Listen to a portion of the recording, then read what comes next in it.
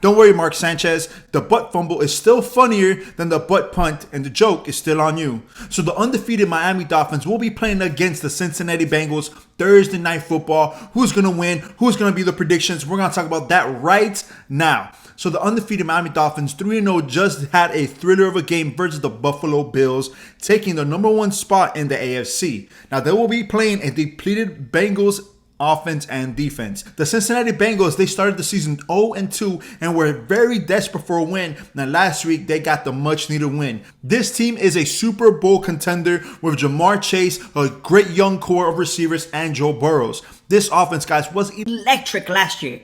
So what the heck happened? The O-line for the Bengals, they're not too good.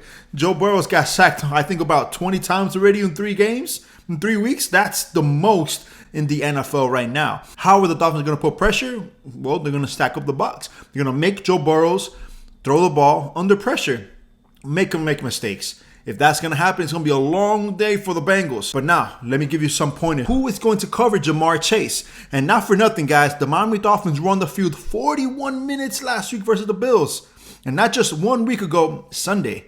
Less than 4 days ago, they were playing their defense pretty much for the whole field, the whole game. And the ones that got tired was the Buffalo Bills offense. How funny is that? But the Bengals are different. The Bengals are younger. They have the energy for it. They have the stamina for it. Their offense is electric.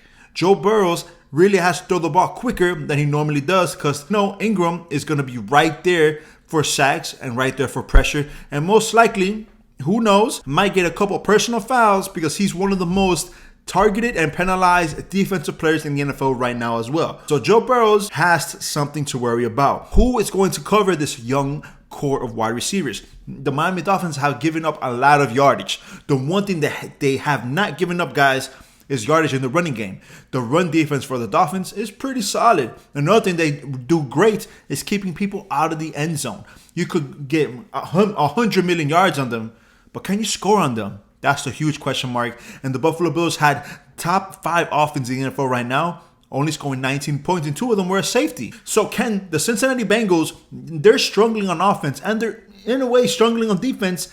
Can they put the pressure on the Dolphins? Now, let you know this. Tua, he did have a scary injury last week on Sunday when he did fell and his head hit the floor. And when he got up, he started wobbling. I honestly thought it was concussion, but what do I know? Doctors are saying, and he is saying, it was back spasms and an ankle injury, and that he really couldn't twist and turn while he was in practice. Now, I don't know what's going on with this concussion. This back spasm, whatever you want to call it. Can he play? He's projected to play, but can he play to the level that he's been playing in week 1 and 2? Last week, we do know he didn't throw more than 200 yards. He didn't perform like he normally does. Tyreek Hill didn't make more than 60 yards receiving. Jaylen Waddle was the star of the offense last week, but who is going to cover this duo? That's a big question mark for the Bengals. And now another big question mark is, who is really going to put the pressure on Tua? Tua has the ability and a pretty decent O-line to make passes happen, to make throws happen. He throws under pressure. He throws in tight windows. His accuracy this season is way better than last season. So the Miami Dolphins are going to put the pressure on him. The Bengals right now are projected and are the favorites to win in Vegas, right? By negative 3.5. So the Bengals are projected to win by more than 3 points.